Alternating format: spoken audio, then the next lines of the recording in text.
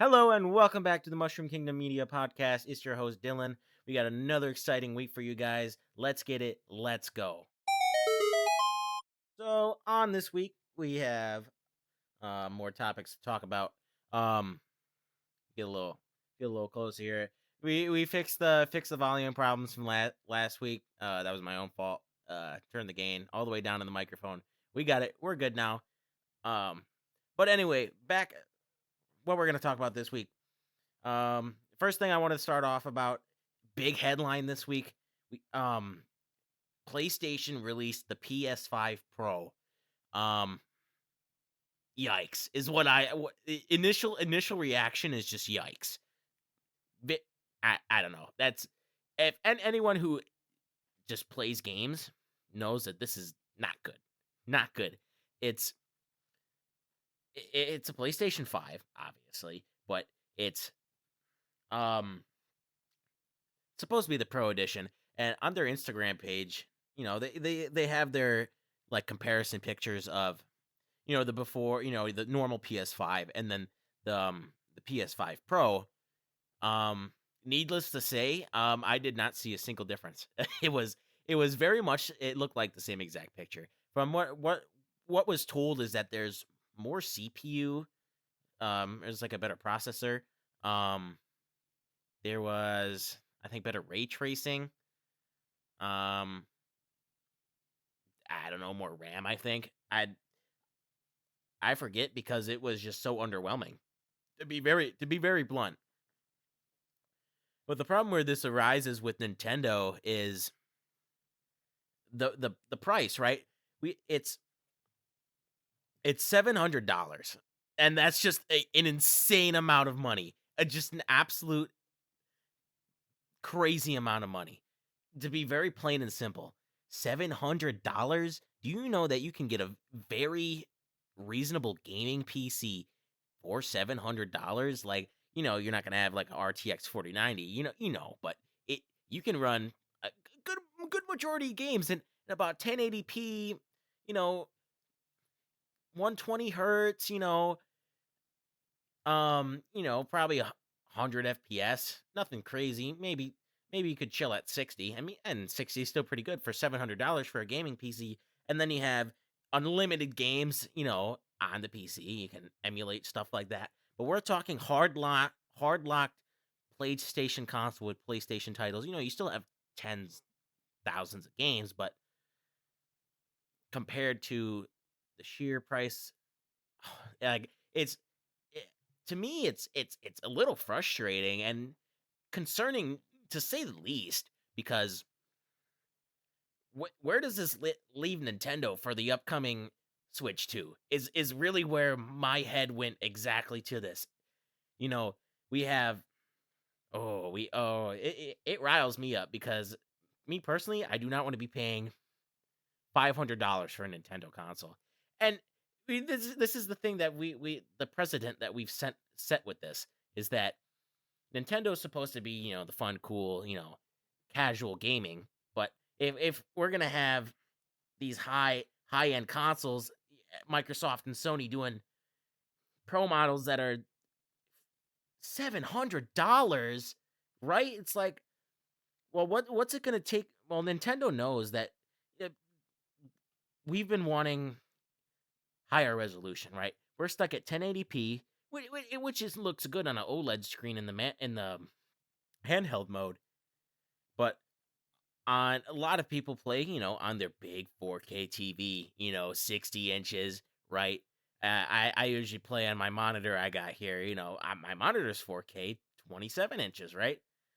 But not being able to utilize and use that full effect of, my monitor that I'm paying for with my Switch console. I mean, it was fine 7 years ago, but listen, it's 7 years ago, and then the Switch has been the longest running Nintendo console that hasn't been replaced since the NES to the SNES back in the 80s and the 90s. So, we're at a point like that's crazy. Like, Nintendo, man, like, what are we doing? What are we doing? I don't want to see them giving us what we want, but then having just the absolute price gouge of of a price being set. If I have $500 for a Nintendo Switch 2 or whatever they decide to name it, that's absolutely crazy, brother. My Xbox Series X was the same price. Well, I bought it off a friend, but it retails $499. Like, it leaves us in a weird spot. So I guess all we can do is sit and wait and hope. Which I don't know. I feel like probably 400 would probably be like a decent price. That's where I'm sitting, but nevertheless, right? Right. All right. Anywho, that's all that's all it ever was. It's just I don't know. You just don't want to see these prices, especially with Nintendo, and especially too is you know we've been put in this bracket where we've put um Microsoft and Sony into their own little, they go hardcore, right? But I mean, that's where we leave the prices, right? Whatever. They can do $700 for, a digital console with no stand, right? They can go ahead and do that. We're worried about our Nintendo consoles. We're worried about, um, playing games that we love and enjoy and, not raging at, ranked Fortnite, right? That's what we're worried about on the Switch here, right? First party games. But we're not trying to play first party games on a $500 console. It's just insane at this point. I mean, unless Nintendo is going to try to come back into this competition where we're going to be starting to see 4K 120 on a Switch 2. I mean, the thing is we don't want under delivery with a higher price, and that's the only thing we're trying to avoid. If they do go into the fact that they do make the Switch 2 high power, we're running 4K 120, right? We will, if it's at a high price, but it delivers power wise, then all right, cool, great, wonderful. But what we don't want to see happen is we get the Switch 2 and it under delivers but stays at the same price. That's the only thing we're trying to avoid. Because then at that point they're staying back down in the competition that they're just Nintendo. Not rivaling with Microsoft and Sony. So, that's my spiel on it, but I digress. All right. The next thing I want to cover, I forgot two very big games from the last, um, from the direct. I forgot two big games, and I just want to go over and touch them. Um, Metroid Prime, obviously, and Donkey Kong Country Returns HD. I'll start with Donkey Kong. I'm not a big Donkey Kong fan for personal reasons, but it's sad to see. It's sad to see the fan base getting treated like this, to say the least. It. I mean, come on. It's what is this? The third port of the same game. Come on, guys. Come on. Really? That's all we get. And then on top of it, you make them wait a whole another what it's going to be 8 months from the direct to the release date, which is January 12th, I think, of 2025. Come on. Come on. And it's on the Switch. Come on, guys. All right. All right. Um that's all I have. I feel for you Donkey Kong fans. Me personally, save my money. All right. Cool. Great. Prime though. Prime, we've been waiting for this. We've been waiting for this. This is the butter we've been waiting for, baby. But the thing is it's not coming out on Switch. It's coming out. It's coming out on Switch too. And see, that's what the problem with is why it's been in the vault for how many years, and people had to been knowing this at this point. They started working on it, and then Nintendo came out with the Switch, and then the developers for Metroid Prime were like, "Well, now what do we do?" Because they can't. They didn't want to release this game on this potato console. I mean, the Switch is a great console, obviously. The concept's there, but For what Metroid Prime needs to be, it can't be running at 1080, 30 frames a second, right? Right, exactly.